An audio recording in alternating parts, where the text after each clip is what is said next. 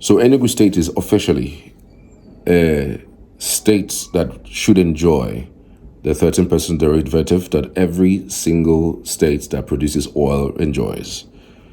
So when the officers of RMFAC came to visit Enugu State and they saw the governor, the caption that I saw was the Governor Mbah tax federal government on 13% derivative. And at some point I was like, wait, is Enugu State an oil producing state?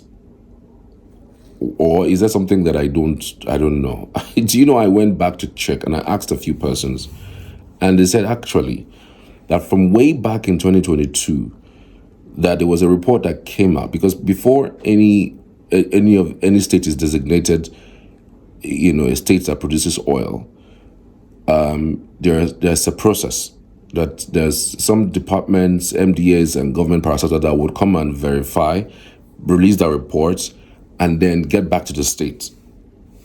And that report was done, in fact, as far back as December 2022. And that Enugu State was supposed to have started enjoying, its 13% derivative from that time up until now. That Anambra 1, Anambra River 1, Anambra River 2, and Anambra River 3. That Enugu State, it's like, Enugu and Anambra share the same share boundary, and that particular 3 wells is actually in Enugu State, and that Enugu State is actually supposed to be enjoying 13% derivative as one of the states that produces oil in Nigeria.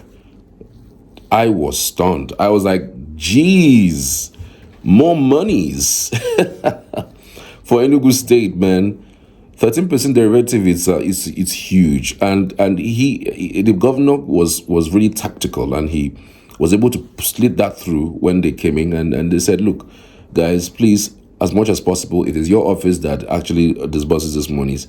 Can Enugu State be added to the list of states that produces oil, not just the list of states that produces oil, but gains from the monies that are given to states that produces oil, just like they do for Delta, Akwa Ibom, Rivers, and the likes. So we're looking forward to that ratification done. I thank God that beyond party lines, Peter Mbah is very close to Tinubu beyond party lines. I mean, you could tell that they are good friends. They've known each other for years, even before politics.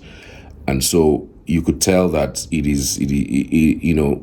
Tinubu might go ahead and give the approval. But I'm hoping that they don't politicize it.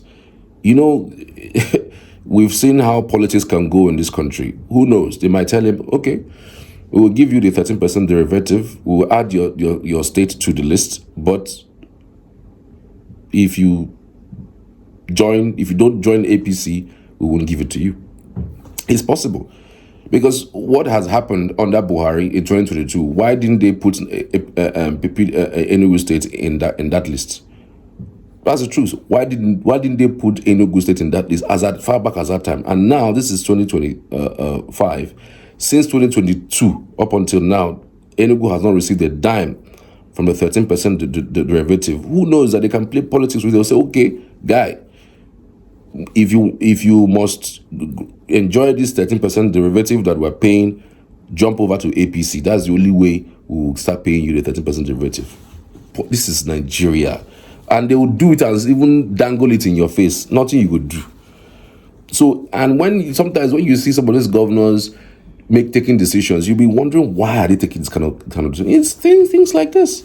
At the end of the day, the money comes to the state anyways. So that like he joins a party doesn't make any difference. Like, a party is just a vehicle. It's not like when you join APC, you now automatically turn to become a witch, or you did not automatically turn to become a Buddhist or something that's an alien, But I'm just saying, like, these are the things that governors see at that level. And when they take decisions, we start shouting, why is it going to APC? Just like what happened to Delta State. Well, some people will say Delta is a peculiar case. There was nothing on the offing. They already enjoyed that 30% derivative. it's the PDP states. Labour Party came and swept presidential election in that state. Oko came from there. So there's it might be peculiar, yeah, but again, I'm telling you, these are how shrewd our politics can be sometimes. But I give it to the governor, for mentioning that, for stating that. So hopefully, in due course, we would see a situation where Enugu State will start enjoying the 13% derivative. Tell me what you think, though. I would love to hear from you as always. I would like to warmly, on behalf of the government and the people of Enugu State, welcome you and members of your delegation to Enugu. And you have already taken the wind off my sail when you talk about Enugu being hospitable and welcoming. It's indeed in our nature. Enugu, as you may already know, is one of the most cosmopolitan states. It's a melting pot for several ethnic groups. So we welcome you to this historic city. And your visit is equally coming at a very auspicious time when we are observing quite remarkable reforms in our revenue formula in the country. And given the importance and the significance of the Revenue Mobilisation Fiscal Allocation Commission, the importance of your office, because yours not just inspires confidence between the federal government and other tiers of government, but it's also a body that pays attention. And actually, when we talk about putting a premium to accountability, we actually make reference to RMFAC, because you are all about accountability. And I understand it is in line with that mandate that you have also come here to at least determine things for yourself. Firstly, to establish the allocations to the state and local government, and to be sure that they are in line with the indices as provided. I'd also like to just point out that this philosophy aligns very well with our own governance philosophy. One of the first things we did, in fact, the first thing I did after swearing in, the first executive order that I signed, few hours, I think about an hour after swearing in, I came in here. That first executive order is the Citizens Charter. And the Citizens Charter speaks to our accountability, how we must be accountable to the people. And being accountable to the people is not a choice, it's an imperative of governance. So the Citizens Charter is our commitment to ensure that we report to the people on a regular basis all the revenues we're getting from all the sources, whether it's from the Federation account or from our domestic revenue. We have a duty to report that and to also capture them accurately. So we did not spare any time to institute measures, deploy technology to ensure that we plug all the leakages in mobilizing and collection of our revenue. And so we must also then show the people how those funds are spent, and which also speaks to making sure that there is also value for money, that we're prudent in the way and manner we spend the people's money. So it's all about spending the people's money in the interest of the people. And that's an area we believe that your office, the commission, and the values that you espouse and what it's in our own governance philosophy align.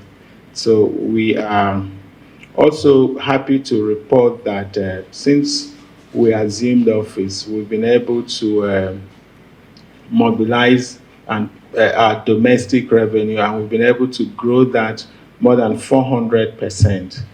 And it's our hope that your indices also would be updated to reflect that much growth in our domestic revenue, and to be able to reflect that. We hope to actually surpass that. The budget we have for our revenue this year, our internally generated revenue this year, is over 500 billion. And we, from the indications, what we're seeing, we're going to surpass that projection. But it's also not just about getting this money, because we know that we cannot also grow our economy at the expense of our common humanity.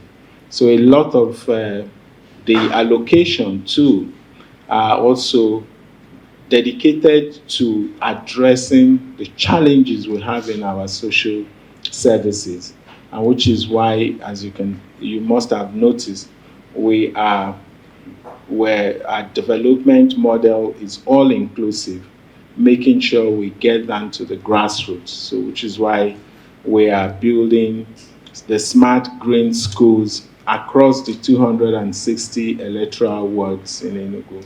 We're also doing the type 2 primary health care, again in the 260 electoral wards. We have a program that we have just initiated working with the local government. It's called the Farm Estate, where we ring fence 200 hectares in each ward, provide them machineries, tractors, implements, inputs, and also ensure that the location is ring fenced and access controlled. So the objective is to scale up our production. And in effect, we're also having the special agro processing zone, which would help us play in the value chain. So we're not just producing and exporting raw, but we're also able to process it. The other thing you would find out here in Enugu State is we respect and understand the principle of the different tiers of government, and that the local government, as recognized by our constitution, is another tier of government, and we ensure that whatever allocation that is meant for the local government gets 100% to the local government. In fact, if anything, we give them more money to support them, because there are areas we know that it may be too much for them to handle. We step in as states to intervene and support them, but it's not the other way around. And that also speaks to the premium we pay to transparency and accountability. And so I want to again welcome you. There are a couple of other things perhaps we may have to discuss outside here. You know that we still have this pending matter which your office is handling, the issue of Enugu State being recognized as an oil-producing state, which your office actually communicated to us sometime in December 2022, that the state, following the report of the interagency technical committee, and I think the bodies that were involved as the interagency committee, we had the Nigerian Upstream Petroleum Regulatory Commission, we have the National Boundary Commission, we also have the Office of the Surveyor General of the Federation, and of course your commission. And they came up with a recommendation that Enugu should be benefiting from the 13% derivation of the Anambra River 1, Anambra River 2, and Anambra River 3. And as yet, we have still not yet, benefited from